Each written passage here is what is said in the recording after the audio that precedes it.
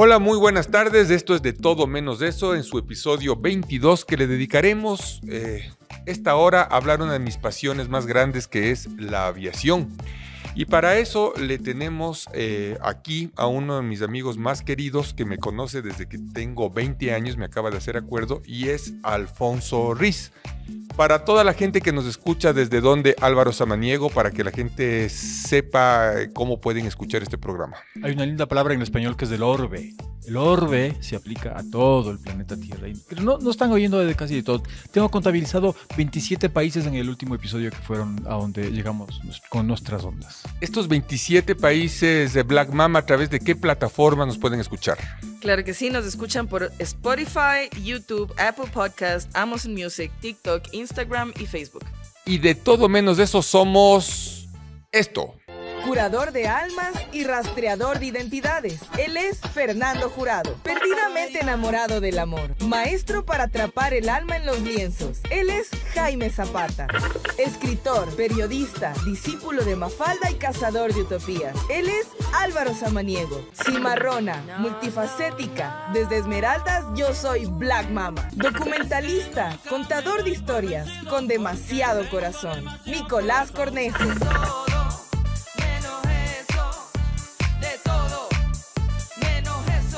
Alfonso Riz nos acompaña entonces esta tarde de quiteña aquí en Radio Pichincha y en las plataformas que ya la Black nos acaba de leer. Para que sepamos quién es Alfonso, él estudió Derecho y Sociología en la Universidad Católica del Ecuador. Trabajó también como periodista desde 1980 en los canales de Ecuavisa y Teleamazonas, y aquí están las pruebas. ¿Qué es de esto, mi querido Jaime Zapata? Bueno, cuando sabía que venía al programa, entonces yo me acordaba que tenía mi primera exposición, que fue en 78. Mi primera exposición, la primera, digamos, quizá el primer periodista que me entrevistó fue exactamente Alfonso, que yo en ese tiempo, ahora viendo la foto, me parece que teníamos casi la misma edad. Entonces, pero en ese tiempo, como ya lo ven, él estaba internado, yo recién tenía mi primer pantalón elegante y mi primer saco de lana. ¿Cómo estuvieron las preguntas del Alfonso? Jaime. Sabes que no me acuerdo porque... Alfonso, ¿cómo estarían las respuestas? Si es que te acuerdas. Yo me acuerdo la última respuesta y que le dije, ¿y entonces de quién es la culpa? De alguna cosa, a lo mejor de la crisis del arte, y me dijo, de los críticos. Eso sí me acuerdo. Y ahí terminó la entrevista. Ahí terminó. En todo caso, Alfonso en el 90 se decantó por la prensa escrita. Desde entonces ha colaborado en las principales revistas del Ecuador, entre las que están 15 Días. Yo recuerdo, ahí fue que le conocí justo a Alfonso, Vistazo, Soho, Mango y Mundo Diners. Un trabajo en esta última le valió un super premio Jorge Mantilla Ortega, otorgado por el diario El Comercio. Y actualmente él es columnista del diario Universo. En 2013, la Cámara de Comercio de Quito le concedió la condecoración Eduardo Kingman al mérito cultural.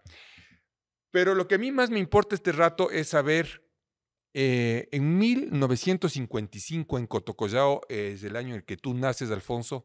Me imagino que eso hizo que estés cerca del aeropuerto, cerca de los aviones. Ya para esas tempranas edades, 55, 56, estos artefactos te irrumpían la paz, la atención. ¿Cómo fue la relación con el aeródromo o el aeropuerto Mariscal Sucre, mi querido Alfonso? Buenas tardes. Buenas tardes. Fue una relación muy intensa, aunque platónica. Sobre todo mediada por la profesión de mi papá. Mi papá era fly dispatcher de diversas compañías de aviación, y por eso fue a vivir a Cotocollao. Él es ambateño, ¿no, Fernando?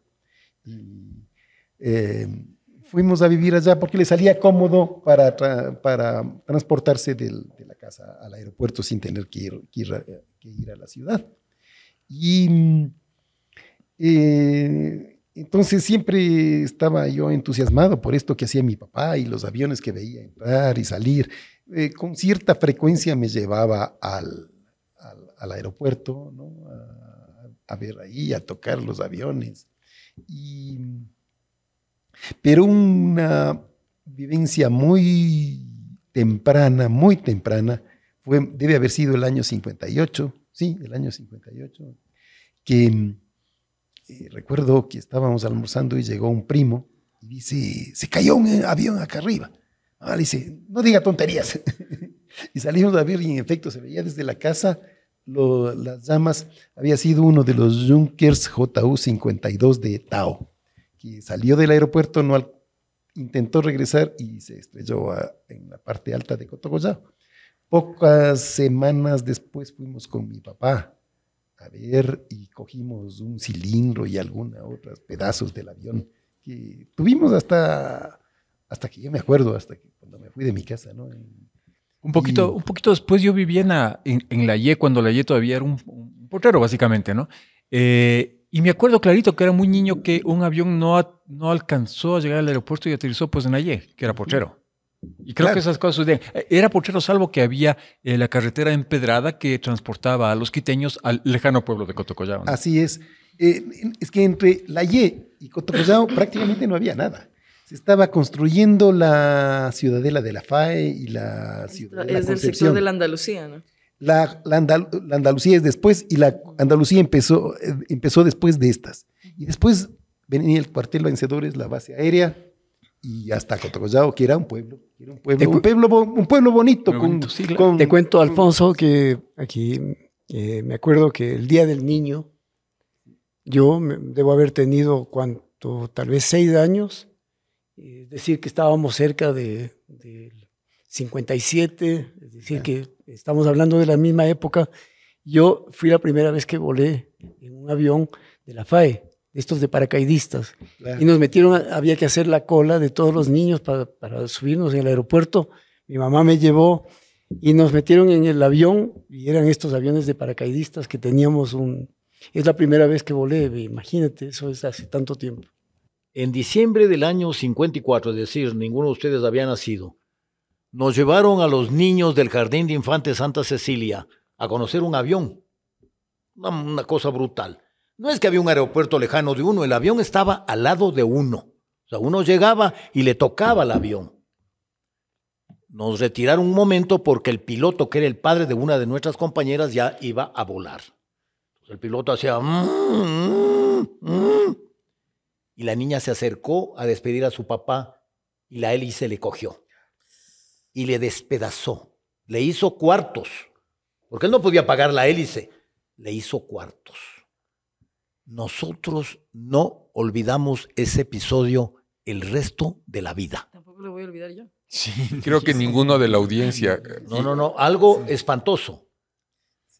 Yo una vez que me llevó al aeropuerto y estábamos ahí, estaba un DC-3, me imagino que era, y los motores ahí, y yo le decía, papá, ¿y si meto el dedo? No, te vuela el dedito. Como en el ventilador. Y el respiro también. Y para terminar el segmento macabro de este programa, yo les contaré que cuando apenas comenzaba a ser periodista, era reportero de Ecuador Radio Quito, y mi jefe me dice, oye, ha habido un accidente aéreo, vuélate al hospital Pablo Arturo Suárez, parece que la tripulación ha fallecido. Cuando yo llegué ya eran 50 los muertos. Entonces, uno de mis primeros trabajos periodísticos era estar dentro del hospital Pablo Arturo Suárez, donde estaban todas las víctimas del accidente de AECA.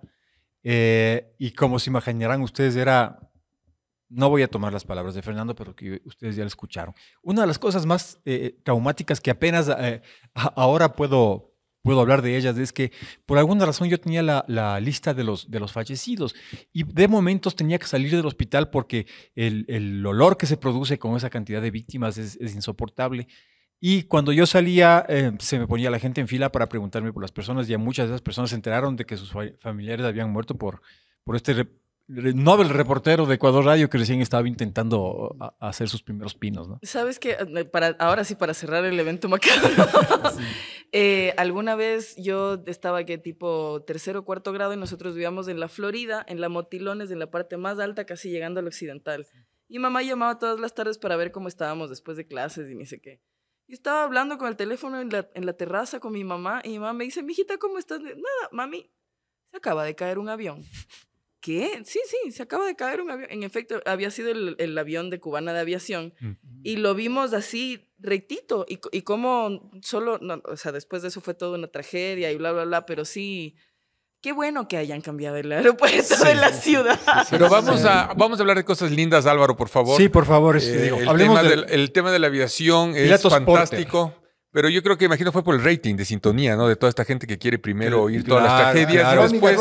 Crónica Claro. Morbo informativo que le llaman, ¿no? Y después toda la honor a parte... Esteban Michelena. Después toda la parte aburrida, dices tú. Bueno, me corregirán ustedes que el primer nombre de este campo fue el Campo Militar Iñequito en 1930. Eso era en el Parque La Carolina.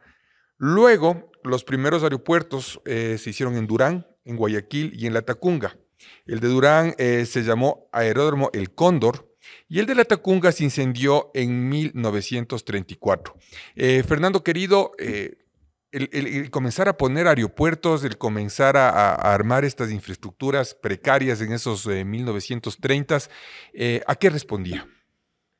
A ver, hay que reconocer que esto eran obras heroicas. Miren, yo conozco de primera fuente el primer avión piloteado por Elia Liut aterrizó en lo que actualmente es la parte norte del Parque de la Carolina. Y entonces los dueños que eran del Fundo La Carolina, que eran Francisco Espinosa Acevedo y Pedro Sá Jaramillo, demandaron al municipio de Quito porque se dañaron los embríos. Y entonces referían, quiteños de esa época, que Elia Liud estaba ya volando muy bajo y les gritaba a los campesinos: ¡esto es Quito! ¡Esto es Quito! Sí, patrón, decían, esto es Quito. Pero lo curioso es que la vista del avión no ocasionó muertos, al revés del tren. Cuando el tren llegó al Ecuador, por ejemplo, cuando el tren llega a Ambato, 2 personas se infartaron al ver el tren. ¡Bum, bum, bum! Al suelo. Una de esas, Mariana Sevilla. El avión produjo sorpresa, agrado, y obviamente las más bellas mujeres de Quito le hicieron corte a Elia Liut, que además era un italiano de esos bien puestos y era además héroe de la Primera Guerra, como tú sabes. Y Elia Liut pues se casó con una de las señoras que le estaba haciendo corte. En todo caso, volar es probablemente el sueño más antiguo de la humanidad, ¿no es cierto? De casi toda la humanidad, me permito aclarar. Imitar a la naturaleza y a las aves, para Otto Lilienthal, que es un alemán que fue el que inventa los aviones, no fue suficiente y tuvo que hacer una serie de medidas y comienza con sus primeros aviones. Jaime Zapata, tú me contabas ayer, ¿por qué cantan los gallos en la mañana? Es importantísimo. Bueno, la pregunta era, a todos nos hacemos, ¿por qué cantan todas las mañanas a la misma hora los gallos? Y entonces yo preguntándome siempre, como me pregunto tantas cosas, y me di cuenta que en realidad los gallos no cantan, sino que cada mañana lloran y se quejan porque no pueden volar. Y tanto tratan, si uno mira bien los gallos, aletean todas las mañanas y se quejan: mierda, ¿por qué no puedo volar? Y bueno, cada mañana tenemos ese ejercicio metafórico. En mi caso es un poco diferente porque a mí no es que me resulte como un placer volar, ¿no? Porque yo siempre siento que hay las fauces de un demonio por debajo del avión que me va a tragar cada minuto de vuelo. Sin embargo, eso no me quita la fascinación por los aviones, ¿no? Eso es una maravilla. Y el rato que un poco uno entiende y sabe que el tren de aterrizaje acaba de bajar y sabe que la pista está cerca y sabe que hay menos opciones de que el final sea trágico, pues mejoran las cosas. Yo lo que he dicho cuando estábamos armando el programa, el Alfonso Riz es aviador. Entonces dije, no, justamente vamos a hablar de la aviación sin un aviador, que no sea un piloto el que nos cuente las aventuras, sino que veamos desde el lado de los inocentes, del lado de los diseños.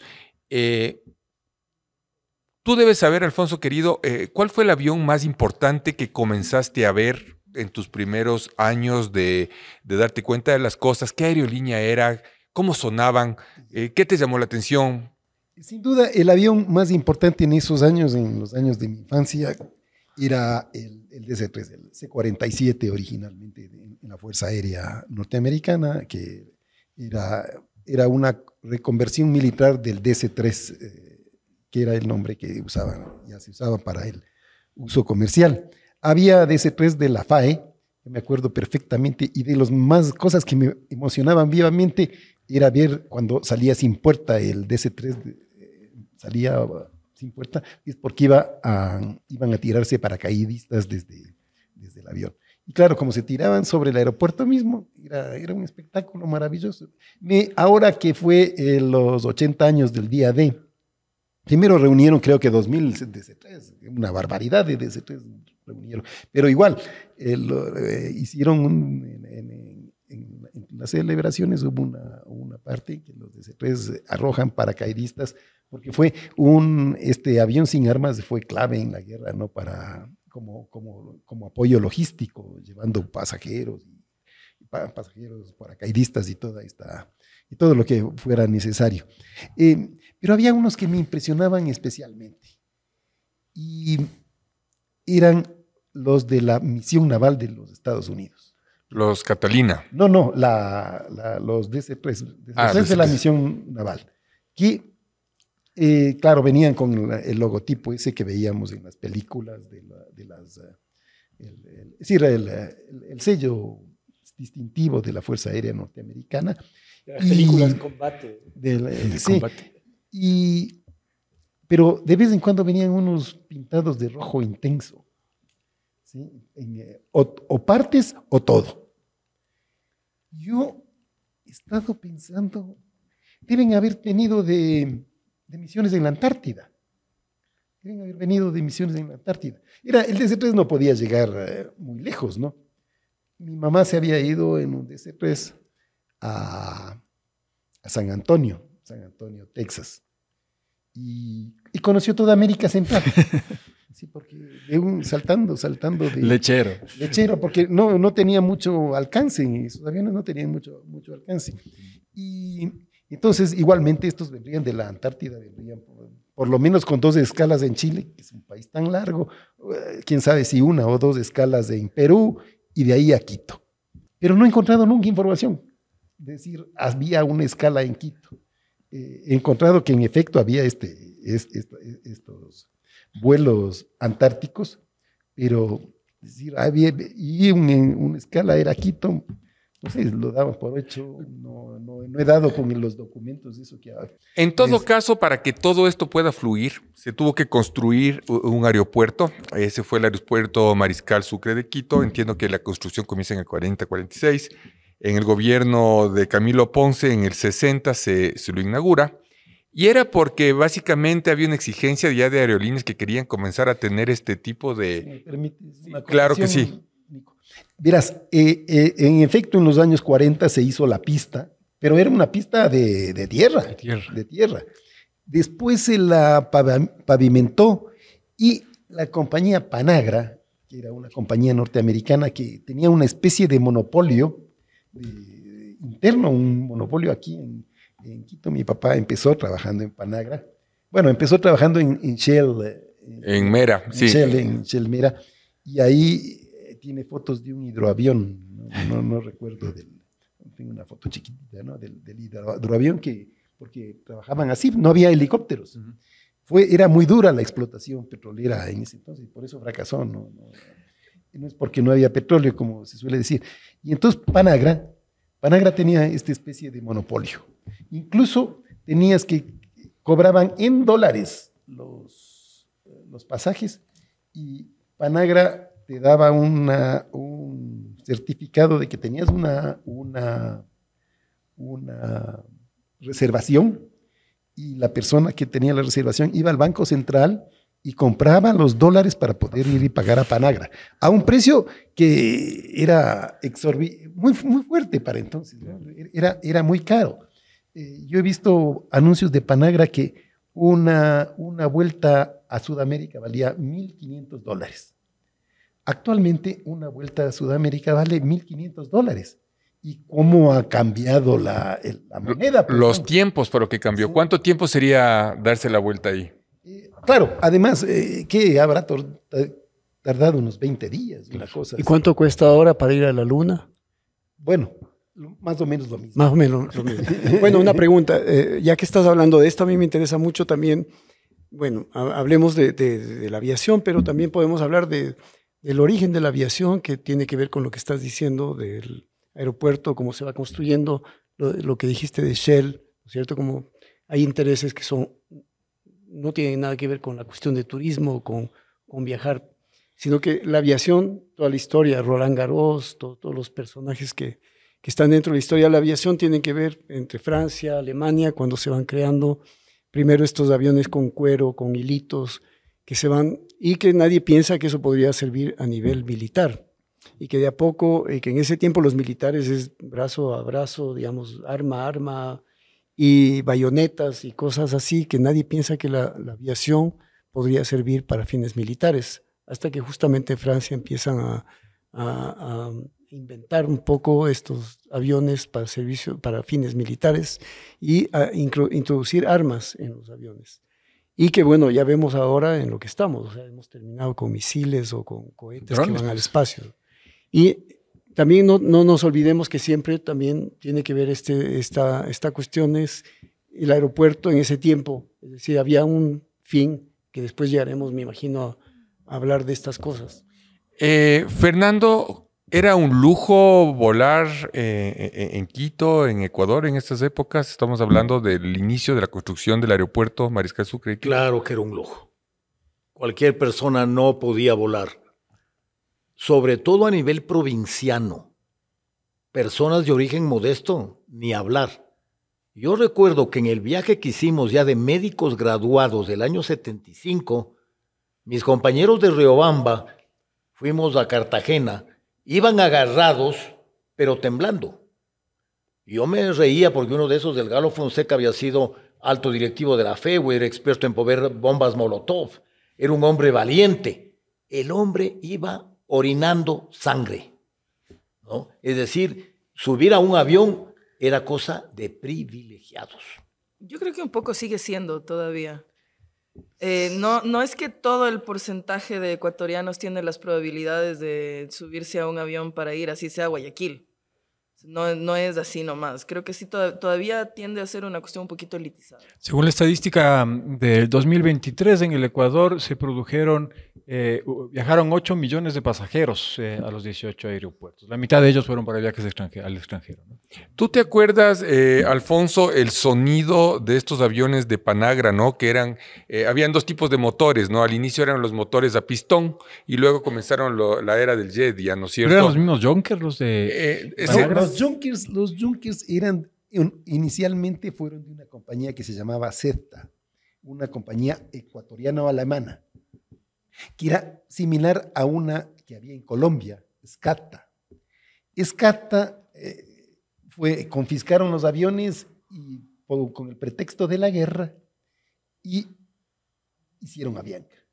Por eso es que Avianca dice que es una segunda compañía más antigua del mundo. Así es. Porque heredaron estos aviones, pero no es exacto, ¿no? Este reclamo que tiene Avianca de ser la segunda compañía más antigua del mundo. Aquí en Ecuador se acabó Zeta, pero igualmente los aviones se remataron, no sé, y tomó, esos aviones fueron después de la compañía TAO, Transportes Aéreos Orientales. Sí, de la familia Roales y algún otro socio. Sí.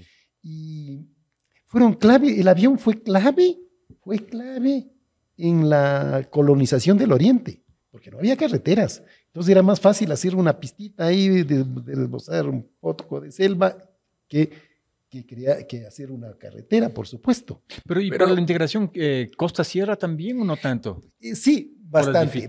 Técnicas, Pero sobre todo conectó a Quito con el mundo. Quito era una ciudad provinciana. Metida aquí. Pero también por más que había el tren. Este hueco, claro. Por más que había el tren. Pero fue con la llegada del avión que empezaron a venir turistas y las misiones diplomáticas se hicieron más consistentes. Pero también había un tema geopolítico, ¿no? Ahorita justamente nos dice Alfonso, en Colombia operaba los alemanes, en el Perú estaba Aeropostal con los franceses, aquí nosotros también teníamos los alemanes con esta Zeta, entonces ahí es Panagra, Era que tenía norteamericana. que balancear por el tema de la doctrina Monroe, ¿no es cierto, Monroe. Álvaro? Sí, Sí. América para los americanos, ¿no? Esa Sí, doctrina claro, de- era parte de esto, ¿no? Porque además, ¿qué significa Panagra? Panagra era un joint venture entre Pan American Airways, la famosa Pan American que se iba a la luna en el vuelo de 2001, Odisea del Espacio, Sí. ¿no? ¿Te acuerdas que hay un cohete que era de Pan American? Ahora ya no existe Pan American. Claro. Bueno, Pan American y la línea de vapores Grace Line. Entonces, eso era Panagra. Hasta el año, debe haber sido 65, por ahí, que el gobierno les obligó a vender, porque violaba las leyes antitrust. Les obligó a vender y compró las rutas, los aviones, Braniff, toda la infraestructura de Panagra. Y ahí hubo un suceso, vino a los pocos meses o quizás semanas de venir Braniff, un avión se salió por ahí, casi fue a dar al asilo de ancianos de Cotocollao, ¿no? Sí. Fernando, ¿usted se acuerda de estos accidentes, primeros accidentes aéreos, estos sonidos raros que comenzaron a irrumpir en la ciudad? Ya, ¿no? Justo habíamos hablado de los aviones a pistón, los aviones a jet. Los aviones a pistón para muchos es un sonido inolvidable, ¿no? Los caballajes, los motores de radiadores, ¿no? Pero eso es después. Ahorita es un poquito antes de eso, ¿no? ¿Qué se acuerda usted de los accidentes aéreos un poco, Fernando? A ver, yo primero quisiera corroborar un poco lo que dijo el Alfonso. Para el Oriente, la aviación fue básica. Hay que acordarnos, los obispos, las comunidades religiosas, eran extranjeros. Y entonces lo que llegaban es en esos pequeños aviones al Oriente, era de entrada y de salida. Los presidentes de la República que se atrevían a entrar al Oriente era por avión, no había otra posibilidad. Y entonces es muy curioso que varios indígenas orientales, por estas circunstancias, montaban en avión. O sea, posiblemente fueron de los primeros pasajeros indígenas, a diferencia de los otros grupos sociales. Amazónicos. Claro, un indígena de Chimborazo, posiblemente, no creo que ni un 1% se hayan subido al avión, a pesar de toda la obra que hizo Leonidas Proaño. Con respecto a tu pregunta, claro, yo me acuerdo clarísimo de los accidentes, sobre todo de los años 58 y 59, porque en la Escuela Espejo estábamos ya acostumbrados a oír que cayó un avión de área. Y muy interesantemente, teníamos compañeros que abandonaban los estudios e iban a buscar a los muertos. Uno de esos, el futuro torero Fabián Mena. Fabián Mena iba a buscar, yo decía, ¿a qué irá este hombre? Y regresaba con trozos del avión y con restos humanos de carne, y los compañeros le comprábamos. Es decir, era una cosa muy interesante. Fabián Mena era un comerciante nato, sigue siendo hasta ahora, y me han quedado grabados nombres de las víctimas.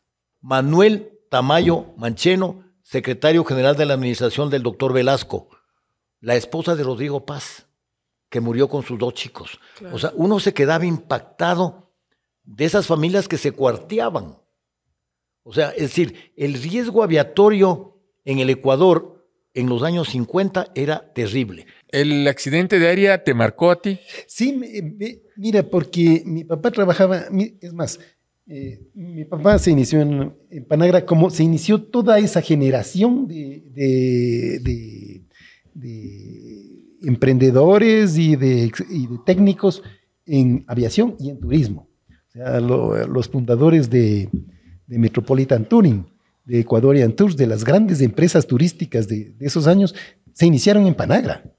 ¿Sí? Eran cabineros, eran gente de tráfico, ¿no? Eduardo Proaño, que como pusimos en un libro sobre él, dice, inventó el Ecuador. Bueno, era una manera de decirlo, porque él inventó el Ecuador porque iba a vender Ecuador, desde Ecuador, ¿no? Bueno, ellos eran todos funcionarios de Panagra anteriormente, antes de dedicarse a esto. Mi papá empezó en Panagra y pasó a área, donde ahí le pasó algo grave, le conoció a mi mamá. O sea, fue peor que accidente. Sí, aterrizaje forzoso. Visto los resultados. Sí, sí.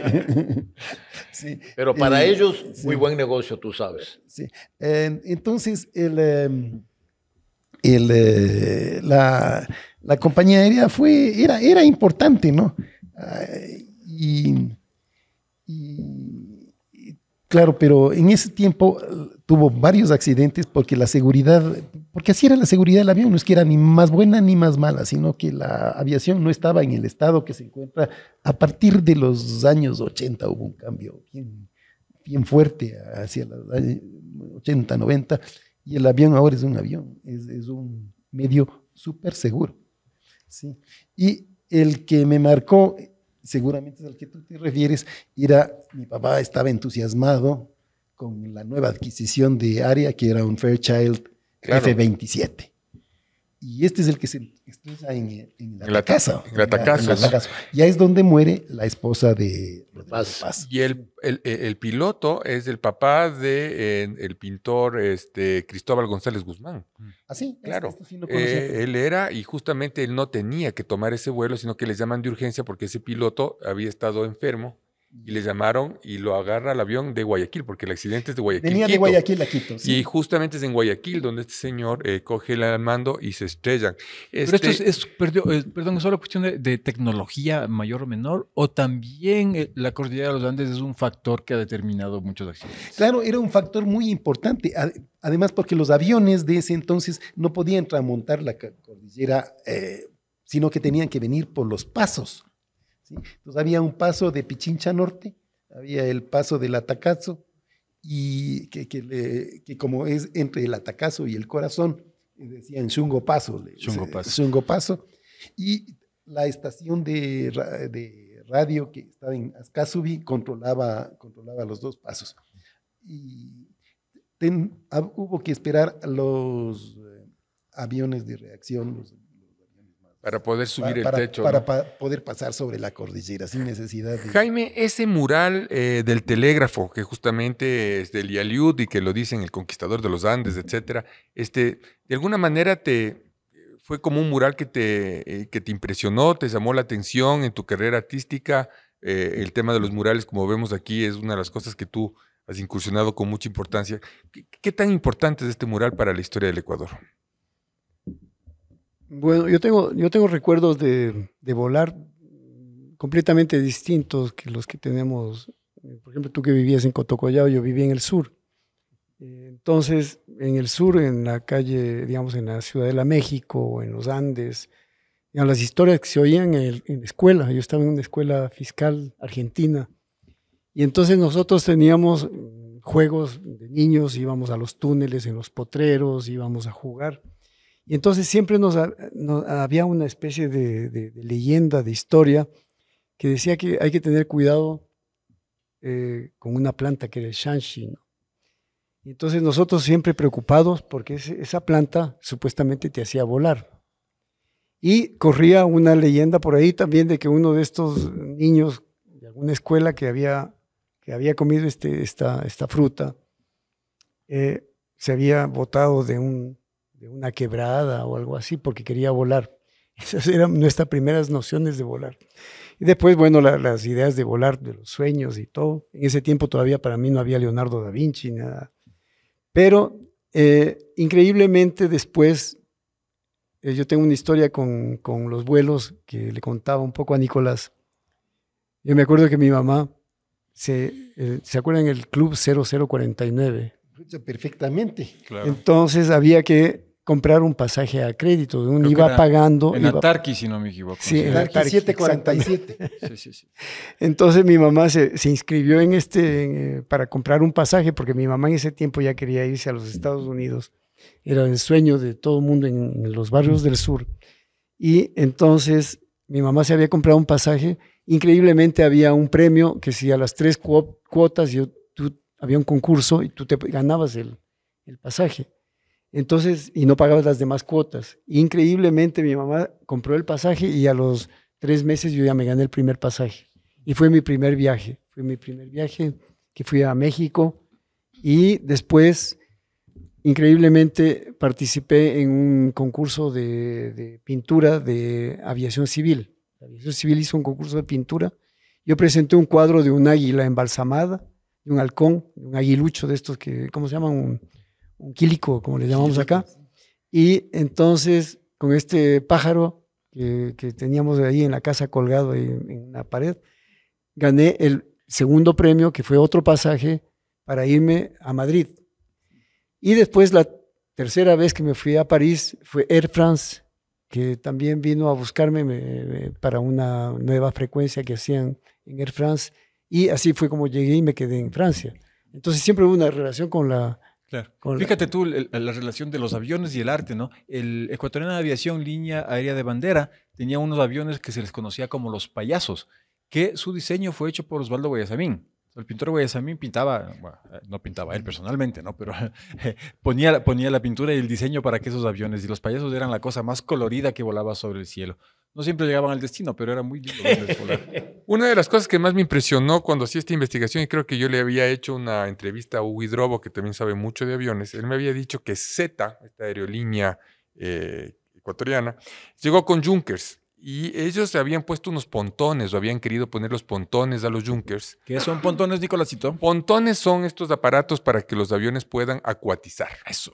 Y entonces, ¿cuál era la ruta que querían ellos inaugurar? Y no tengo idea, no sé si usted sabe esto, Fernando, pero ellos querían que aterricen en el lago San Pablo, del lago San Pablo salga a Salinas y de Salinas a Galápagos. Entiendo que esa ruta fue frustrada, pero... ¿qué te imaginas, Black, de esta ruta? Llegar al lago San Pablo, de ir a Salinas y de ir a Galápagos. ¿Cómo le ves por ahí? Divertidamente cara.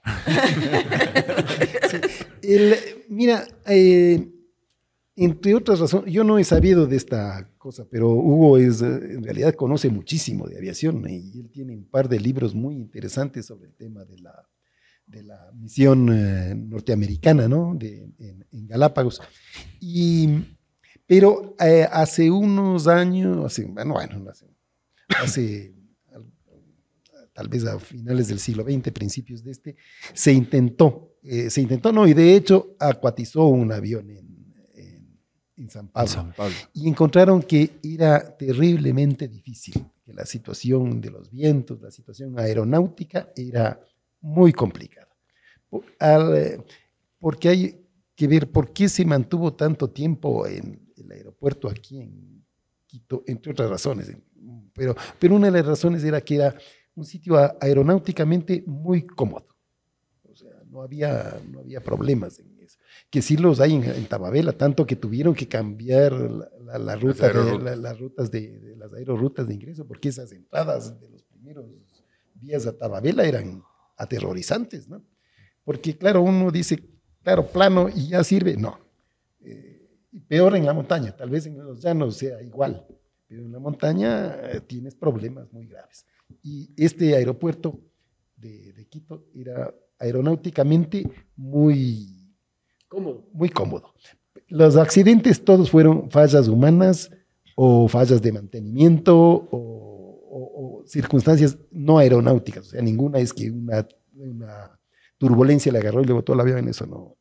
Black, ¿te acuerdas de tu primera vez cuando comenzaste a volar? ¿Tienes miedo a volar? ¿Cómo ha sido tu experiencia y tu relación con los aviones? ¿Fue en avión o fue en la receta que nos ha compartido Jaime? O sea que claro, mi loco. O sea, ¿cómo es que quieres que te cuente? No, mentira, no. Creo que la primera vez que volé, tendría unos 7, 8 años. Fue para ir de Quito a Esmeraldas. Nosotros siempre hacíamos la ruta en la que mi abuelita me sentaba en el bus a las 12 de la noche y yo me levantaba en Esmeraldas. Y de repente me dijeron, nos vamos en avión. Y fue como, ajá, sí, ¿por qué? Y al rato de subirme al avión, era una niña bastante ansiosa, y cuando el avión empezó a temblar y ni sé qué, yo solo la regresé a ver a mi mamá, lo regresé a ver a mi hermano, como que estos manes en serio no están, bueno, vamos a cerrar los ojos y vamos a hacer de cuenta que esto es un bus. Y ya, o sea, no recuerdo que haya sido una recontraemoción, más que nada me dio miedo, porque estaba totalmente fuera de mi naturalidad. Ahora que ya soy grande y me ha tocado coger vuelo solita porque ya no me puede acompañar mi mamá, estar en ese sueño del Fíjate humano. que mi primera vez también fue un vuelo Quito Esmeraldas en una avioneta.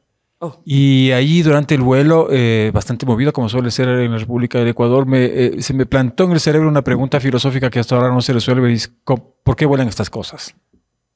Claro. Todavía no puedo resolver esa cosa. Sí, alguna vez todo lo que me dice la ciencia para mí no es creíble, además. Alguna vez conversando con mi bisabuela, yo le decía a mi bisabuela como, ay, que sí, que los aviones, que ni se comen. Me decía, mija, a uno no lo hicieron para volar. Si uno tuviera que volar, ya fuese volado solito.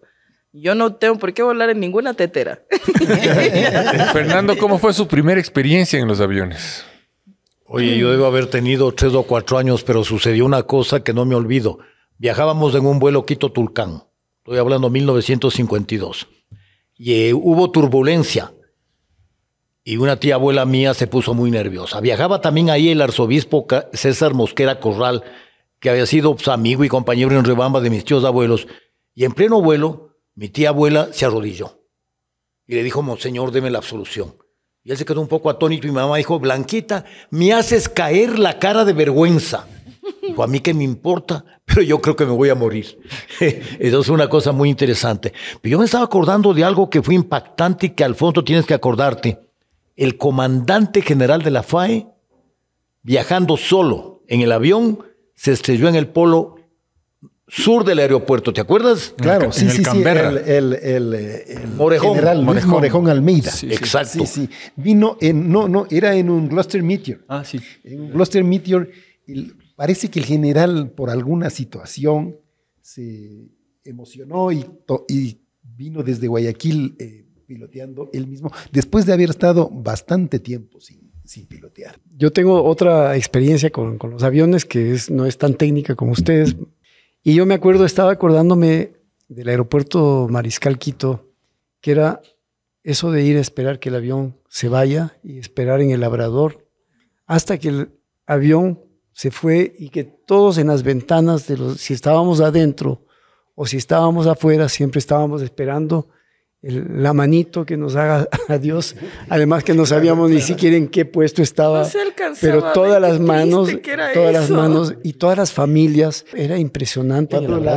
Cuando la gran inmigración, pues el fuerte, Luego la les fuerte hicieron corriente un como de los monumento. del año Sí, sí, 2000 sí. más o Sí, menos, ¿no? existe. Sí. Pero tú podías alcanzar a ver desde el avión al familiar Claro, que estaba pero en por el el supuesto, familiar no por alcanzaba a ver. Yo me acuerdo que me iba en mi primer vuelo solo a unas vacaciones largas en Lima. Yo tendría unos 8 años, me mandan solo en un avión. Yo me acuerdo, hasta ahora tengo la imagen de mi abuelita con un abrigo azul en la terraza del aeropuerto viendo el avión despegar. Sí. Esa es una de las imágenes que nunca me voy a olvidar. En todo caso, Alfonso, ¿qué es lo que tenemos aquí? Esto es... solo a mí se me ocurre venir con cuadro a la casa del Jaime Zapata. Es un poco una alevosía. Una alevosía, un atrevimiento, ciertamente. Y es una acuarela mía de los tiempos en que pintaba, que esto ocurrió. Era en los años 80 y cuando dejé definitivamente para dedicarme exclusivamente a la literatura. Y gran parte de mis pinturas eran aviones, porque es lo que siempre había querido tener, cuadros de aviones. En mi casa, a pesar de la profesión de mi papá, no habían cuadros de aviones, ¿no? Y entonces era como un desquite de... confiscado, sí. porque aquí lo que entra no sale.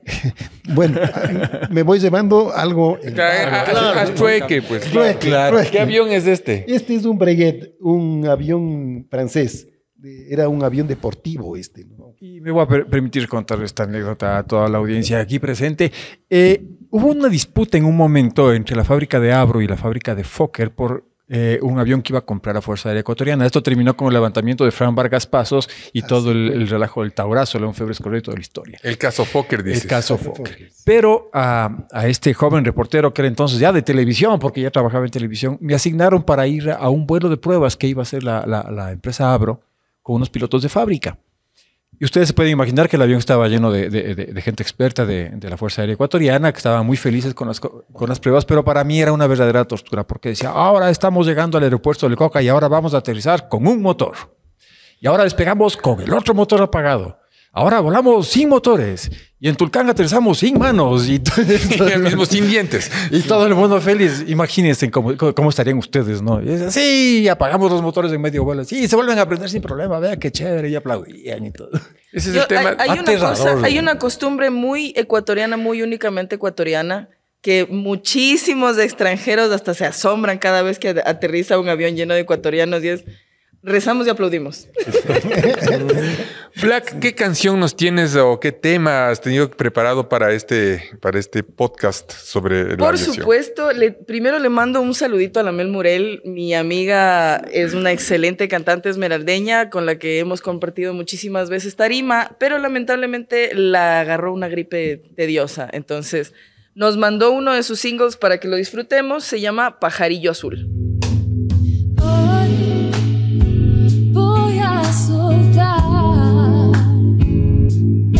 Y eso fue un poquito de Mel Murel. Búsquenla en sus redes. La Se gran llama Mel. Veneno de Miel y se viene con unos singles que están espectaculares. Mi querido Fernando, ¿qué anécdota tiene usted en un avión? A ver, yo me acuerdo de un especial. En 1976, y les cuento como antecedente, cuando estuve por primera vez en París, vi en un bar a García Márquez. Mi compañero de viaje, Byron Muscati, le dije, entremos, nos presentemos. No seas loco, me dijo. ¿Qué le quiere importar? Entramos, me presenté, le dije lo que había leído. Contrariamente a lo que la gente cree, García Márquez era un tímido total. Bueno, conversamos algunas cosas. Me dijo, ¿cómo te llamas? Y anotó mi nombre en una servilleta.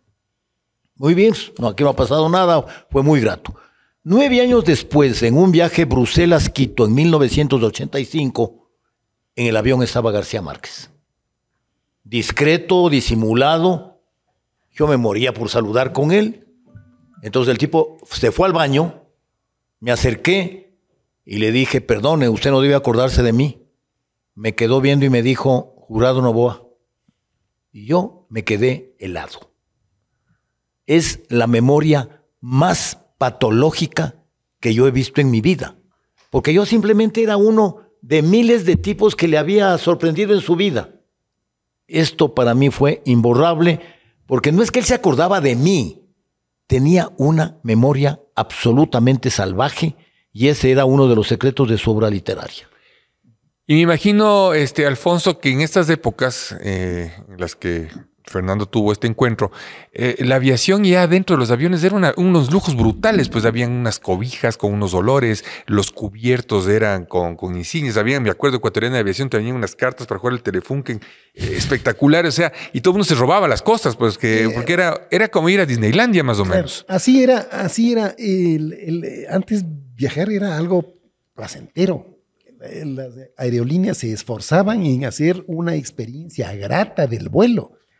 Yo me acuerdo, tenía unos 8 o 9 años, fui a Bogotá, ahí fuimos solo con mi mamá, y yo le dije, irán a regalar esos avioncitos que era en Air France, que regalan. Dice, no, dice, eso solo es en primera clase y en los vuelos largos.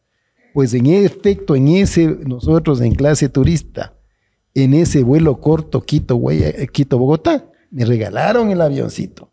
Ahora no te pues dan ahora, de comer. Ahora a duras penas avanzas en los asientos. Lo que Así pasa es es. que tiene algo de mágico de todas maneras de esto, porque para mí el hecho de que te quiten el piso debajo de los pies ya cambia la realidad por completo, la dimensión y la óptica, ¿no?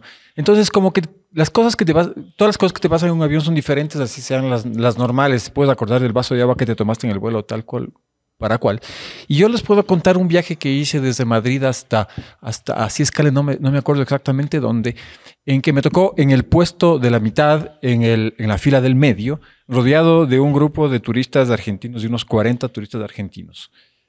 Ustedes no saben cómo odié a la aviación ese día. Y al pueblo argentino, y a todo, ¿no? El relajo que se armó durante las 8 horas fue terrible. Así es que son las cosas. Pero, lo que pasa es que un vuelo yo no puedo salir igual que como me subí al avión, básicamente. Sabe que escuchando a Fernando, me acordé del primer viaje que hice a Madrid. Me pasó algo muy parecido a ti. Yo estaba en el avión y yo tenía mi primera carpetita, yo ya andaba con mi catálogo de la galería.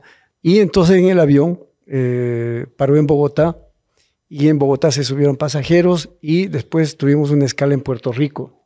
Y en Puerto Rico pasó algo con el avión que tuvimos que aterrizar. Y entonces yo miro ahí un señor sentado al lado mío y era Alejandro Obregón, pintor muy importante colombiano. Y entonces yo lo reconozco y me emociono viéndolo a Alejandro Obregón y me acerco y tenía mi catálogo, entonces le explico, le digo, yo soy un pintor que estoy yéndome a España. Y me trató, pero como un amor. Y al mismo tiempo estaba Rafael de España en un problema con su mujer, en una pelea tremenda, peleándose ahí dentro de la cabina esta que estábamos. Y entonces, bueno, después salimos, me subí al avión y en el avión me dice Alejandro Obregón, ¿sabes que mañana se inaugura una exposición en Madrid que se llama Pintado en Colombia? Y donde estaba Botero y todo. Y me dice, y mañana tenemos la exposición, si quieres, me da la invitación. Me dice, vente al Hotel Presidente en Madrid. Y me dice, te espero mañana a las 11 para darte la invitación y vente porque García Márquez va a inaugurar la exposición. Entonces yo fui a las 11 de la mañana, contento, no conocía a nadie, me fui al hotel y sale Alejandro Obregón en una pijama rojo con verde y me dice, ¿quieres algo? A las 11 de la mañana me dice, ¿quieres un whisky? Y me da un whisky. Yo, de las primeras veces que yo empecé a amar el whisky fue justamente en el hotel. Y después de la noche voy a la exposición, estábamos algunos artistas de Ecuador, estaba Carlos Viver, estaba Guacho Isa, y estaban todos queriendo ir a esta exposición, pero fui el único que pude entrar. Y entonces entro y me hago amigo, como ya digamos conocía a Alejandro, me pego al lado de él y le entrego mi catálogo para que lo tenga de regalo, ¿no? Y entonces llega García Márquez y me lo presenta. Y me presenta a mí y le da mi catálogo. Le dice, mira, este es Jaime Zapata, un joven. Dice, vecino de Jurado Novoa. Amigo. Y después no fue todo eso. Llega, entonces García Márquez se sube porque llegaba la Reina Sofía.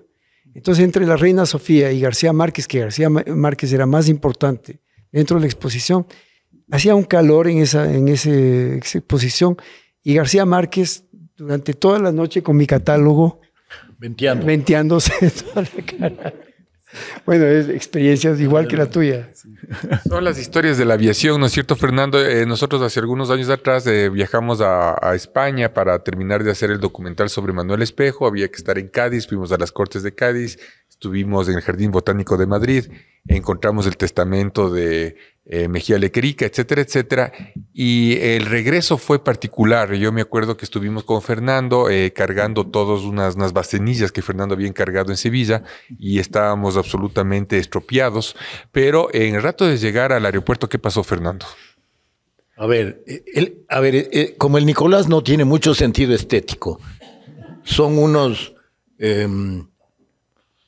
floreros sevillanos brutales, pero que sí parecen bacenillas, ¿no? Y a Nicolás le bauticé como bacenilla. Yo en mi casa dicen, ¿por qué tienes bacenilla en la sala, no?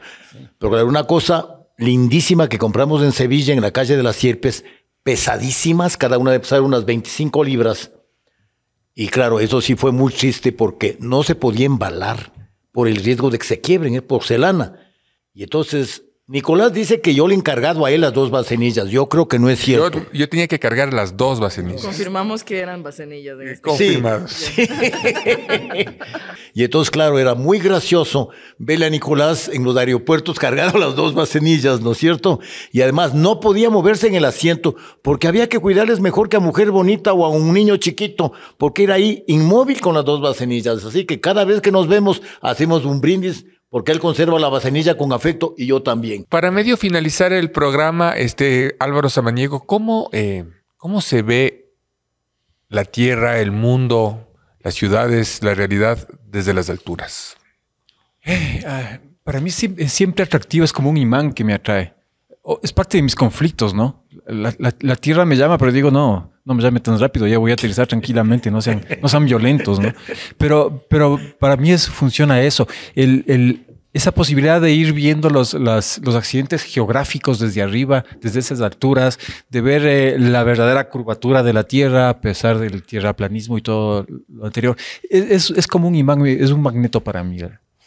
Sabes que es muy lindo lo que tú dices, porque en un libro que se llama Picasso, de Gertrude Stein, ella escribe sobre Picasso y dice que el cubismo nace gracias a la aparición de la aviación, porque Picasso, entre otros, es la primera vez que ven la Tierra desde el aire y ven todos los embrios en España que tienen mucho que ver con esta división de espacios, ¿no? Porque en España, sobre todo, La simetría del caos. La simetría del caos. Entonces es muy bonito porque ella sostiene que el cubismo aparece gracias a esta aparición de la visión del aire, ¿no? Fernando, ¿cómo cree que vieron estos primeros aviadores, esos primeros pasajeros que tenían la fortuna de pasar de los barcos a los aviones en Quito, en Ecuador? ¿Cómo cree que sintieron ver estas planicies, estos Andes? ¿Cómo se ve desde arriba este país? A ver, yo no sabría responderte esa pregunta, pero a mí sí me ha impactado una cosa que a lo mejor ustedes han visto. Elia Liud le invitó al presidente José Luis Tamayo a subirse al avión. Yo hubiera dicho, muchas gracias, ahí me quedo. Pero hay unas fotos de José Luis Tamayo en el avión, perdón la expresión, pariendo, sudando la gota gruesa, con una cara de terror espantoso, ¿no? Agarrado a lo que podía. O sea, es una foto casi vergonzante. Pero lógicamente hay que entender, un hombre, un abogado que había solo conocido el barco, porque fue en barco a Europa, en fin, cuando Alfaro le desterró, metido en un avión. Debe haber sido terrorífico porque el ser humano tiene miedo a todo lo desconocido. Y esta cosa era no solo desconocida, sino era una cosa que mágicamente, como decía el Álvaro, se elevaba del suelo y que uno no entiende cómo una cosa del suelo puede estar volando. Yo creo que la imagen de José Luis Tamayo es lo que mejor define la angustia frente al vuelo. Y mi querido Alfonso, entre aviador y escritor o periodista. Definitivamente escritor, que es lo que quise ser de muy niño, después como que me olvidé y he llegado a ser, ¿no? Sin embargo, a pesar de que sí suelo mencionar en mis obras, sí suelo mencionar aviones, nunca he escrito lo que quisiera, así como hacía cuadros de aviones, hacer una novela de aviación. La próxima novela sí empieza con una importante anécdota que vivimos con mis hermanos en Cotocollao todavía. Mi querida Black, ¿se te quitó el miedo a volar?